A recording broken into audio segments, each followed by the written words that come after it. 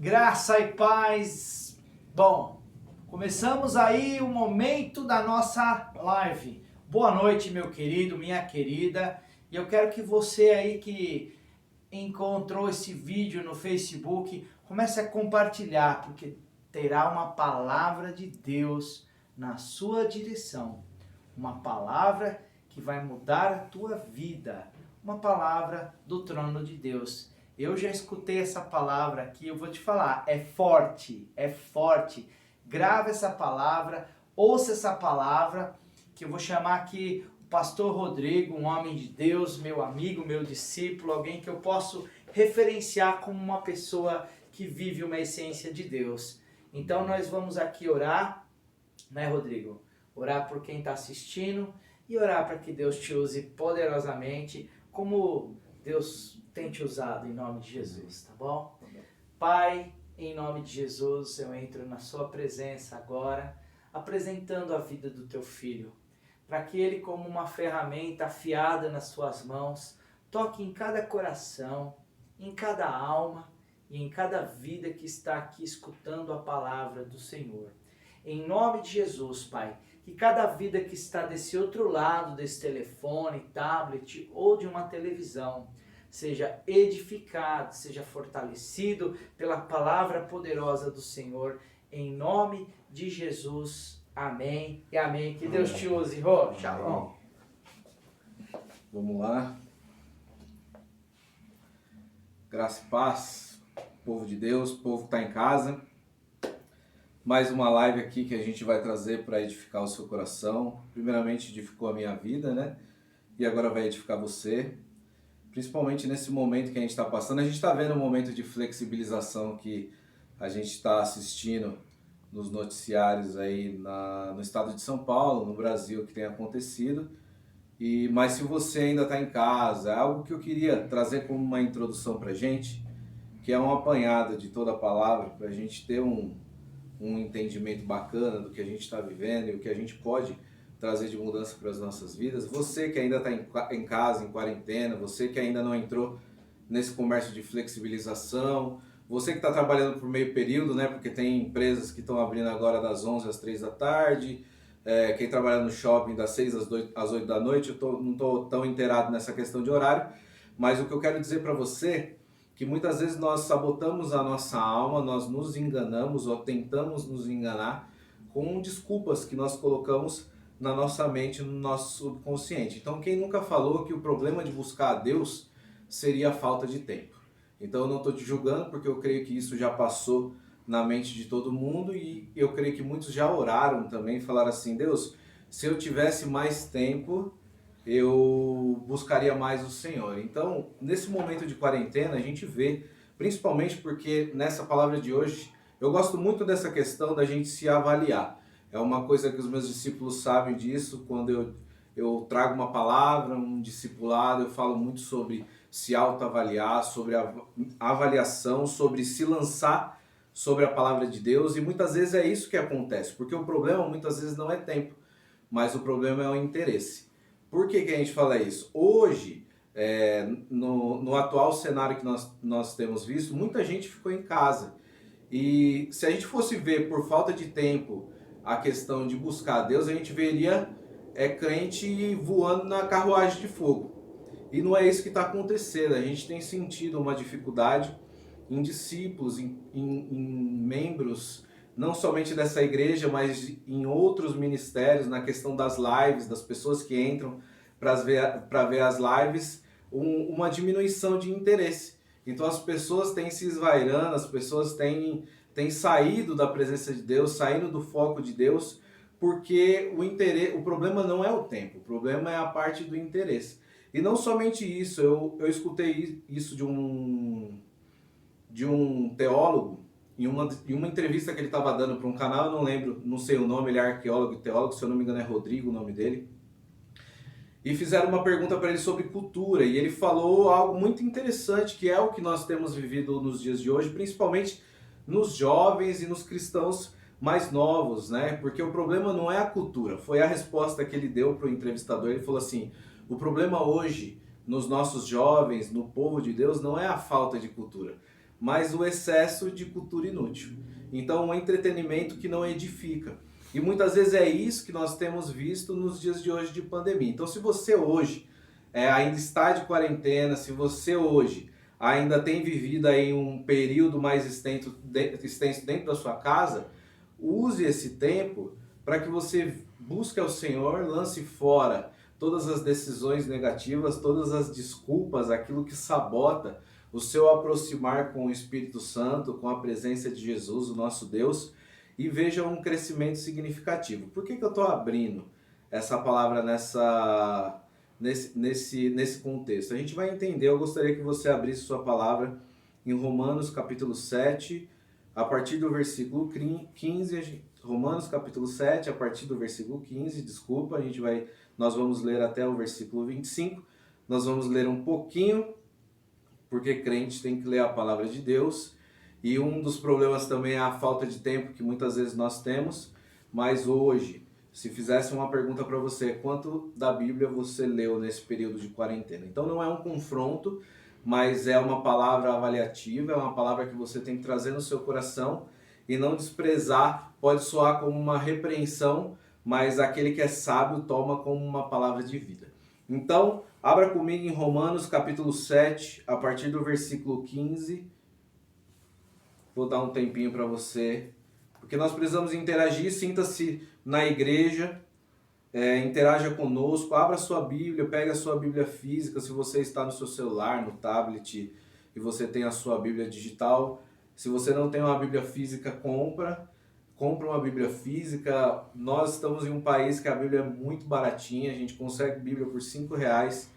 Se você achar em algum lugar aí, você vai ver que R$5 você consegue comprar uma Bíblia e isso vai edificar muito a sua vida. Então, Romanos capítulo 7, a partir do versículo 15, diz assim: eu não entendo o que eu faço. Aqui a minha versão está em NVI. Então, eu não entendo o que eu faço, pois não faço o que eu gostaria de fazer. Pelo contrário, faço justamente aquilo que eu odeio. Se faço o que eu não quero, isso prova que reconheço que a lei diz o que é certo. E isso mostra que, de fato, já não sou eu quem faz isso, mas o pecado que vive em mim é que faz. Pois eu sei que aquilo que é bom não vive em mim, isto é, na minha natureza humana.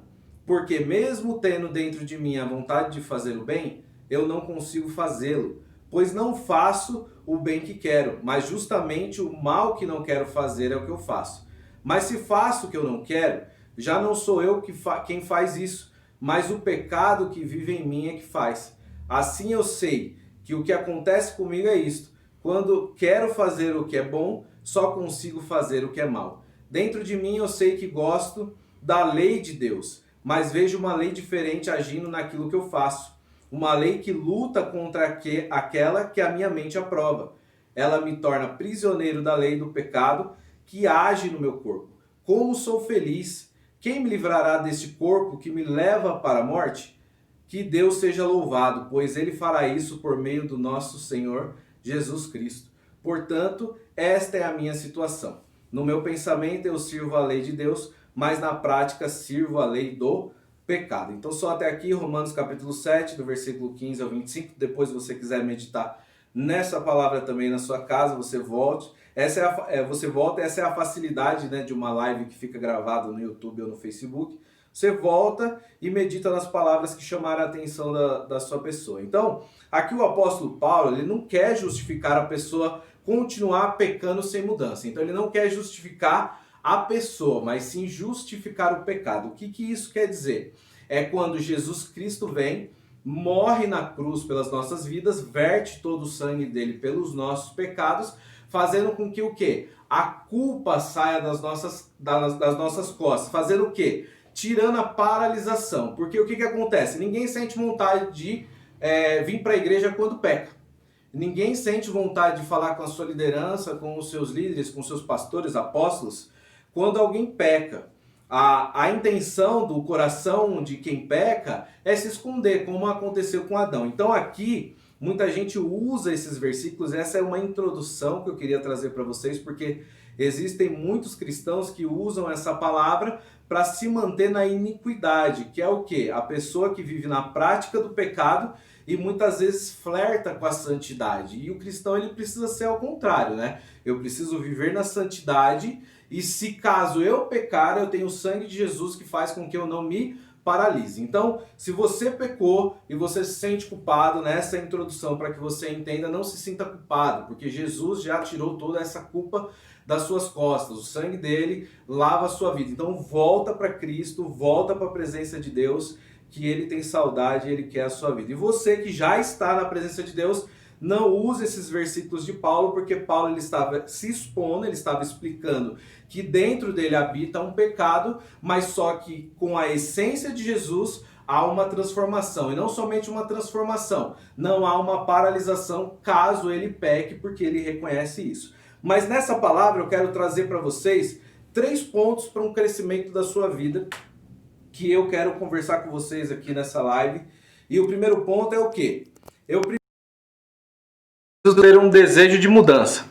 Eu preciso fazer o quê? Eu me avaliar. Foi o que eu falei aqui no comecinho. Eu preciso entender que o problema não é tempo, e sim interesse. Quando eu falo isso, eu não falo somente em âmbito espiritual. Eu falo também no seu trabalho, nós vamos entender isso, porque quando nós somos cristãos, nós precisamos ser representantes de Cristo aonde quer que nós pisarmos a planta dos nossos pés. Então eu preciso fazer a diferença no meu casamento, eu preciso fazer a diferença no meu trabalho, eu preciso fazer a diferença nas minhas finanças, eu preciso fazer a diferença na onde quer que eu queira glorificar o Senhor na minha vida, que precisa ser num todo, porque Jesus veio para salvar as nossas vidas num todo. Então, o primeiro ponto que eu preciso analisar na minha vida para que haja uma mudança significativa é que eu preciso de mudança. É eu lançar todas as desculpas fora, é eu deixar de me sabotar a minha alma e fingir que eu acredito nas mentiras que eu falo para mim mesmo. Então, mais chamado isso é desculpa, né? Quando eu lanço a desculpa. Segunda-feira eu começo a fazer um regime. Isso acontece muito na questão dos gordinhos, né? Na segunda-feira eu começo um plano para ler a Bíblia. Na segunda-feira eu vou fazer algo bacana com os meus filhos, com a minha esposa. Então, é lançar a desculpa fora e entender que o problema não é a situação, o problema não é o tempo, o problema é aonde você está colocando o interesse. E isso só vem através do quê? Da avaliação. E o apóstolo Paulo, ele fez isso. Lá no comecinho, lá em Romanos capítulo 7, 15, ele diz assim: eu não entendo o que eu faço, pois não faço o que gostaria de fazer. Pelo contrário, faço justamente aquilo que eu odeio. Então ele está expondo a alma dele, ele está diminuindo para que o Senhor cresça, ele está dialogando conosco diante desses versículos, o que? Eu sou parecido com você, eu tenho um pecado interno, mas eu reconheço que eu preciso de uma mudança, e essa mudança lá no finalzinho diz que vem através de Jesus, que nós vamos falar no decorrer dessa palavra aqui. Então o primeiro ponto é eu preciso ter um desejo de mudança, eu preciso me avaliar. É quando você senta na beira da sua cama, quando você acorda e fala assim: o que eu posso fazer melhor hoje que eu não fiz ontem? Como eu posso ser melhor com a minha família hoje como eu não fui ontem? Como eu posso ser um melhor funcionário hoje como eu não fui ontem? Então é você se autoavaliar, é você sentar e refletir. Uma coisa que nós temos tido escassez, uma dificuldade é isso, ter um tempo de reflexão. Então o segundo ponto, esse é o primeiro ponto, preciso ter um desejo de mudança, preciso me avaliar. Então não é sua esposa que precisa se avaliar, a sua esposa pode ser uma avaliação sua, mas o primordial, o mais certo na sua vida é que você tome essa atitude, é você abandone aquilo que você lança sobre você mesmo. Então, primeiro ponto, preciso ter desejo de mudança. Segundo ponto, eu preciso saber o que eu preciso mudar e cumprir os votos que eu fiz. Então, o segundo pontinho, aonde eu preciso de mudança? Como eu vou saber que eu preciso de mudança no meu casamento? Trazendo essas situações à luz da palavra, que é o que nós vamos ver aqui. Mas antes eu queria falar a respeito de voto. Só uma introduçãozinha, porque você vai falar assim: voto? Eu não fiz voto nenhum com Deus, eu não fiz voto nenhum com a minha família. E você vai entender, através do significado de voto, que você faz votos todos os dias. Porque voto nada mais é que prometer. Quando você faz uma aliança com alguém, você fala assim, eu vou cumprir isso, você está fazendo um voto, você está prometendo. Então lá em Eclesiastes capítulo 5, versículo 4 e 5, gostaria que você abrisse aí junto comigo. Eclesiastes capítulo 5, versículo 4 e 5 diz assim: quando a Deus fizeres algum voto, não tardes em cumpri-lo, porque não se agrada de tolos. O que votares, paga-o. Melhor é que não votes do que votares e não cumprires. Está lá em Eclesiastes capítulo 5, versículo 4 e 5. Então o voto ele vem do latim voto, que é um substantivo derivado do verbo volvere, que significa prometer. Então o voto, ele significa uma promessa que eu fiz. Então eu assumi uma responsabilidade. E é isso que está faltando de mudança na minha vida. O primeiro eu reconheço. O segundo é o quê? Eu entender onde eu preciso mudar. Mudar onde? Nos votos, nas promessas que eu fiz diante das pessoas e diante de Deus. É assumir a nossa responsabilidade em todo o quê? Em todo um âmbito, em um todo. A gente precisa assumir. Então eu trouxe algumas áreas para a gente ver à luz da palavra se eu estou cumprindo isso na minha vida. Então, eu preciso saber primeiramente quais os votos eu assumi na minha vida, sendo eles voluntariamente, é aquele que eu disse sim, ou involuntariamente, aquilo que eu sou levado a fazer, mas que não deixa de ser uma promessa, não deixa de ser um voto. E um desses votos, uma dessas promessas que a gente faz involuntariamente, é o trabalho. Então eu sei que todo mundo que está me assistindo gosta de trabalhar, mas ninguém trabalha de graça. Todo mundo trabalha por conta de um salário, não é isso? Então praticamente eu sou forçado, porque se eu ganhar na Mega Sena, a gente não joga, mas vai saber, né? Se acontece um dia. Então, se um dia acontece de você ganhar na Mega Sena, a primeira coisa que passa na sua mente é o quê? Patrão, sou grato a você, mas eu não quero mais. Então é um voto involuntário, é uma promessa que você fez. Mas você tem na sua consciência que você precisa mudar isso? À luz da palavra você precisa mudar isso?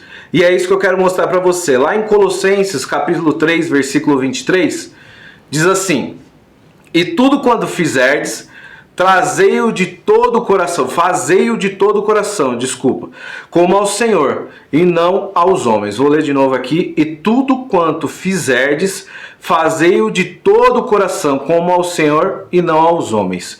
Então, como eu falei no comecinho, onde nós pisamos a planta dos nossos pés, nós precisamos glorificar a Deus. Então, muitas vezes eu posso estar insatisfeito com o meu trabalho, mas a forma de eu demonstrar isso não é trazendo um atestado, não é eu faltando, não é eu inventando uma dor de barriga, não é eu denegrindo a imagem da minha empresa, é fazendo o quê? É a luz da palavra, é eu colocando diante de Deus e pedindo a direção do Senhor para a minha vida. Então, uma área que muitas vezes nós precisamos de mudança, reconhecer mudança, é no trabalho. Então depois você medite lá de novo em Colossenses 3:23, que não fala somente em trabalho, mas fala do âmbito todo. Tudo que fizeres, principalmente para Deus, mas em tudo que fizeres, faça como se estivesse fazendo ao Senhor. Então uma outra área de mudança que muitas vezes afeta a vida dos cristãos, dos não cristãos e de todas as pessoas que muitas vezes passam por nossas vidas,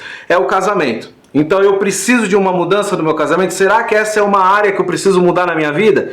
Então abra lá em Efésios capítulo 5, a partir do versículo 22.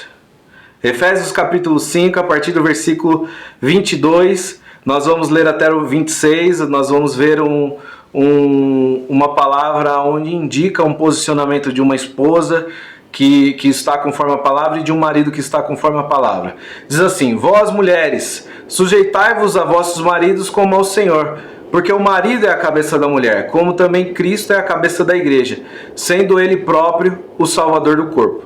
De sorte que, assim como a igreja está sujeita a Cristo, assim também as mulheres sejam em tudo sujeitas a seus maridos. Vós, maridos, amai as vossas mulheres, como também Cristo amou a igreja, e a si mesmo se entregou por ela, para a santificar, purificando-a com a lavagem da água pela palavra. Então aqui a gente vê o posicionamento de uma mulher de Deus e de um homem de Deus, mas muitas vezes nós distorcemos essa palavra como uma palavra negativa, principalmente para as mulheres quando se dizem algo de submissão. Mas uma submissão, ela significa uma autoridade, não um autoritarismo. Independente de como meu marido é, eu vou me sujeitar a ele. O esforço ele tem que vir, mas um marido que é um sacerdote de casa, ele conquista uma autoridade sobre a sua esposa. Existe sempre uma exceção, porque cabe também a mulher se esforçar a ser submissa ao marido. Quando eu falo submissão, não é você acatar tudo que o seu marido fala, mas é vocês estarem como um somente. A mesma coisa com o marido. O marido ele precisa... Não digo acatar, mas ele precisa também da opinião da esposa. Vocês são um só. O que a gente tem que ter em mente como um casamento, que nós somos um só, como diz a palavra de Deus. Então, a sujeição da esposa, ela vem com o posicionamento de um sacerdócio de um marido dentro de casa. Um marido que ora, um marido que leva a provisão não somente física, mas a provisão espiritual. Mas cabe também à esposa, porque há uma dificuldade também de se sujeitar, se esforçar a levar o seu marido a conquistar essa situação. Então, no casamento, vendo a luz da palavra, o seu casamento precisa de mudança, precisa de transformação? Uma outra área é como discípulo. Então, lá em Hebreus capítulo 13, versículo 17, diz assim, obedecei a vossos pastores e sujeitai-vos a eles, porque velam por vossas almas, como aqueles que hão de dar contas delas, para que o façam com alegria e não gemendo, porque isso não seria útil. Então, Hebreus capítulo 3, versículo 17. Então, cumpram a responsabilidade, liberada através da confiança dos seus pastores. O que isso quer dizer? Se você assumiu uma responsabilidade em um ministério, cumpra-o. Porque é uma frase que a gente escuta muito, através da vida do apóstolo também, que cuidar daquele que quer já dá trabalho. Imagine daquele que não quer. Então hoje, faça uma pergunta para você mesmo. Você gostaria de ter um discípulo igual a você? Você gostaria de ter um amigo igual a você? Você gostaria de ter um pai igual a você? Você gostaria de ter uma pessoa... Aqui a gente está falando de discípulo, mas é uma pergunta que você pode fazer em todas as áreas. Mas aqui, centralizado, você gostaria de ser o discípulo que você é para o seu líder? Faça essa pergunta para você. Se você assumiu uma responsabilidade, cumpra. Cumpra essa responsabilidade para que haja alegria, não somente na vida do seu pastor, mas também alegrar o Espírito Santo. Então, cumpra aquilo que o seu pastor deixou para você. Abra em Efésios capítulo 6, versículo 4, que nós vamos falar sobre pai e mãe. Está muito enfático aqui no final desse versículo. Os filhos gostam do começo, mas o que eu queria enfatizar aqui é o finalzinho do versículo 4. Então, trazendo essa área para as nossas vidas, pai e mãe é uma área que eu preciso mudar. Então diz assim o versículo: pais, não irritem seus filhos. Então os filhos gostam disso, né? O pai fala, o filho fala, tem muitos filhos que falam, para de encher o saco. Mas não é isso que eu quero dizer, é o finalzinho desse versículo que diz assim, pais, não irritem seus filhos, e o finalzinho diz assim, antes criem no segundo a instrução e o conselho do Senhor. Então, nada mais é enfático aqui que seja referência dentro do seu lar, pai. Seja referência dentro do seu lar, mãe. Se não está havendo essa referência, você precisa de uma mudança, você precisa reconhecer, você precisa ter o interesse, você precisa querer, como a gente disse, como nós dissemos no primeiro pontinho. E o segundo é entender que essa é uma área que eu preciso de mudança como pai e como mãe dentro do meu lar. Quando eu digo pai e mãe, eu digo pessoas que criam, né? Você pode ser um avô, uma avó, um tio, uma tia, que pode estar criando uma criança, um adolescente. Então é necessário que à luz da palavra você os crie no conselho do Senhor. Você precisa ser referência. Uma outra área, como filho.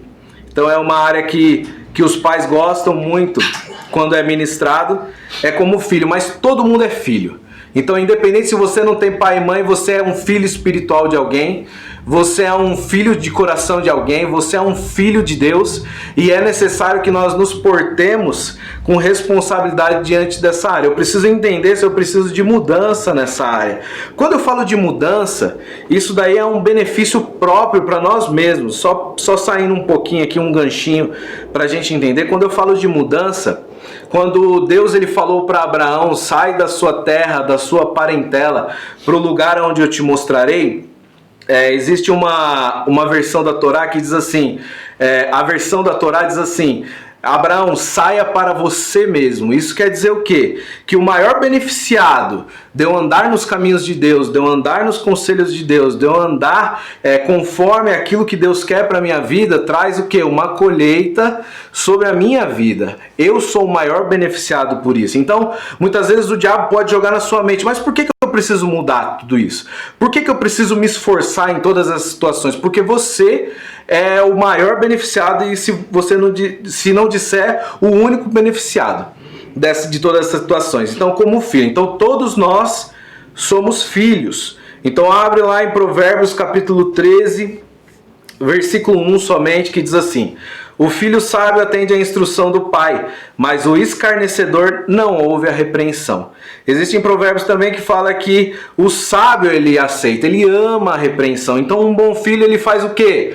Ele aceita a sabedoria do pai, porque é o que eu digo para os meus discípulos. Aquilo que eu passei na minha trajetória, na minha vida, você não precisa passar. E isso é a mesma coisa com os seus pais. Os erros você usa para não viver. Os acertos você potencializa para um futuro, como fala lá em Salmos, que os filhos são como flechas na aljava do arqueiro. Então você vai adiante dos seus pais. Então quando fala sobre repreensão, é você aceitar com sabedoria e entender que o seu pai, a sua mãe, o seu líder, ele não quer o seu mal, mas ele não quer que você viva aquilo que ele viveu na prática. Então muitas vezes nós não precisamos passar na pele aquilo que os nossos pais passaram. Amém?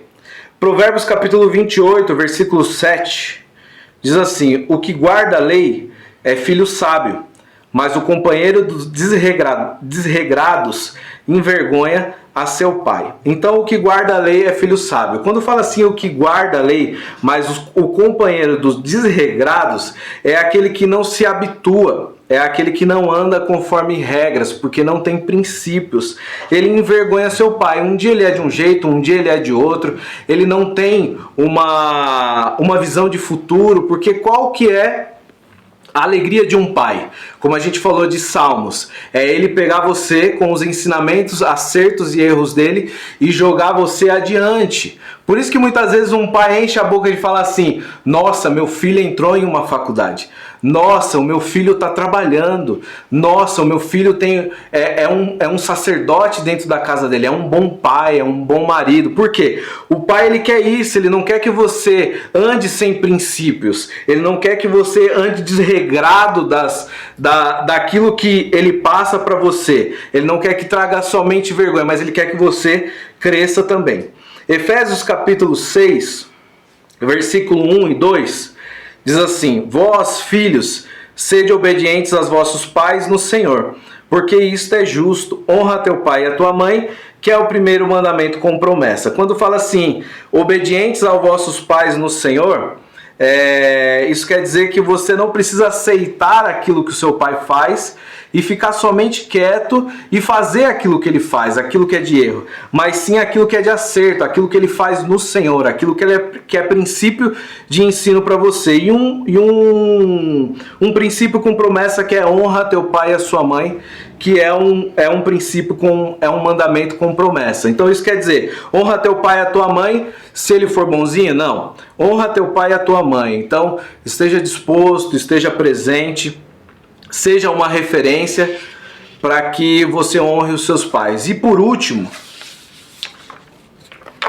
uma área que se a gente precisa de mudança é como servo. Filipenses capítulo 2, versículos 5 e 7 mostra um dos maiores exemplos, que foi Jesus Cristo, e é o que a gente tem que acatar como servo. Então, Filipenses 2, 5 e 7 diz assim: seja a atitude de vocês a mesma de Cristo Jesus, que embora sendo Deus, não considerou que o ser igual a Deus era algo que devia apegar-se, mas esvaziou-se a si mesmo, vindo a ser servo, tornando-se semelhante aos homens. Então Jesus ele veio, morreu pelos nossos pecados, trouxe a salvação para as nossas vidas e era Deus. Então é isso que nós temos que fazer. Muitas vezes, como a gente falou lá no comecinho, nós estamos nesse meio nessa flexibilização agora, mas estamos passando por essa pandemia e tivemos muitos momentos ociosos que nós poderíamos estar nos edificando na presença de Deus. E o que nós fizemos? Nós enchemos as nossas almas com cultura muitas vezes inútil, com entretenimento que não edificasse a nossa vida. Então o que isso quer dizer? Eu não abri mão daquilo que a minha alma, que milita contra o meu espírito, para que eu me edificasse. E Jesus ele fez isso. Ele poderia muito bem, como lá no Getsemane ele falou assim: Deus, afasta de mim esse cálice, mas todavia seja feita a sua vontade. Então a mesma coisa nós temos que fazer. Se eu não estou sendo um servo bom, que é o quê? Abrindo mão da minha alma, abrindo mão da minha vontade, deixando com que ele cresça sobre a minha vida, que eu que diminua, como diz lá no louvor do Degmar Marques, né? Que ele cresça e eu diminua. Se eu não estou fazendo isso, eu não estou vivendo essa área com eficácia. Então é necessário que eu faça isso. João capítulo 12, versículo 26, diz assim, abra aí comigo: quem me serve precisa seguir-me, e onde eu estou, o meu servo também estará. Aquele que me serve, meu Pai honrará. Então, servo significa servir. Então aqui diz que aquele que serve está onde Jesus está, faz aquilo que Jesus faz. Ele é parecido com Jesus. Então, eu preciso fazer o quê? Seguir aquilo que Jesus faz. Então, ser um bom servo é seguir o que Jesus faz, é estar onde Jesus está, é fazer a vontade de Deus. 2 Timóteo, capítulo 2, versículo 24, diz assim: ao servo do Senhor não convém brigar, mas sim ser amável para com todos, apto para ensinar e paciente. Então, em Lucas, eu não sei ao certo o versículo, mas diz que nós precisamos crescer em graça diante de Deus e diante dos homens. Então eu preciso ser amável a Deus, porque nós muitas vezes entendemos que ser servo é chorar na presença de Deus, mas não é somente isso, porque muitas vezes nós choramos na presença de Deus, mas nós tratamos o meu irmão mal, o irmão mal. Então eu preciso chorar na presença de Deus e eu preciso chorar com os que choram, se alegrar com os que se alegram também.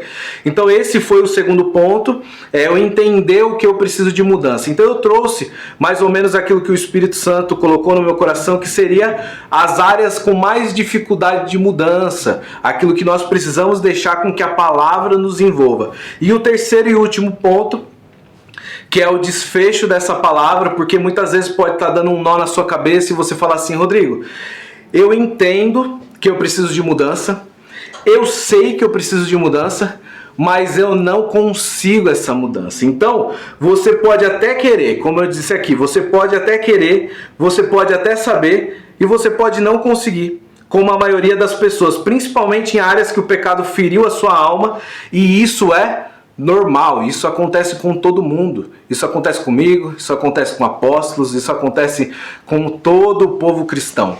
Todos nós temos uma ferida na nossa alma que faz com que nós venhamos patinar, para que nós venhamos pecar, muitas vezes retroceder. Então esse é o terceiro ponto, é saber que não basta apenas ter um desejo de mudança, ou que precisa mudar.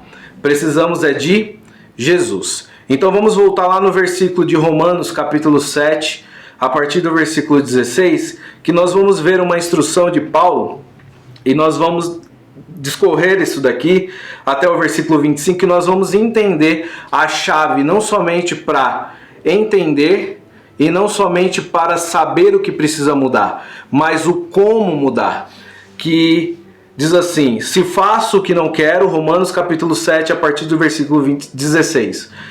Se faço o que não quero, isso prova que reconheço que a lei diz o que é certo. Isso mostra que de fato já não sou eu quem faz isso, mas o pecado que vive em mim é que faz.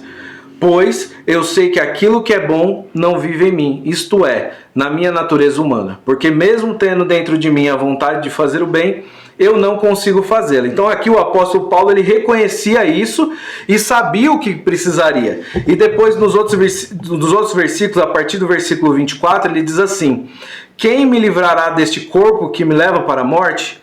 Que Deus seja louvado, pois Ele fará isso por meio do nosso Senhor Jesus Cristo. Portanto, esta é a minha situação. No meu pensamento eu sirvo a lei de Deus, mas na prática sirvo a lei do pecado. Então, sem a essência de Jesus, nós nunca conseguiremos. Por que eu falo a essência de Jesus?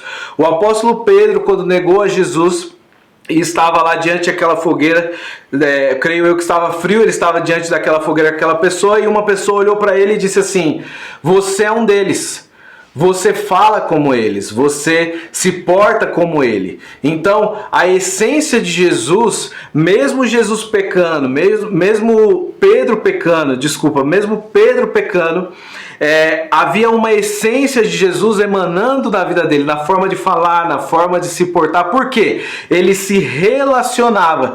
Então, essa palavra é para você, que você sabe que precisa mudar, e você sabe onde precisa mudar, mas você não sabe como mudar.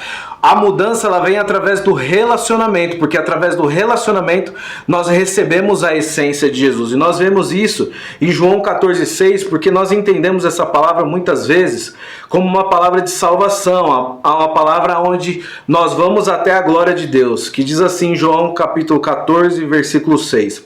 Disse-lhe Jesus: eu sou o caminho, a verdade e a vida. Ninguém vem ao Pai senão por mim. Então, o Jesus e o seu relacionamento nos transforma.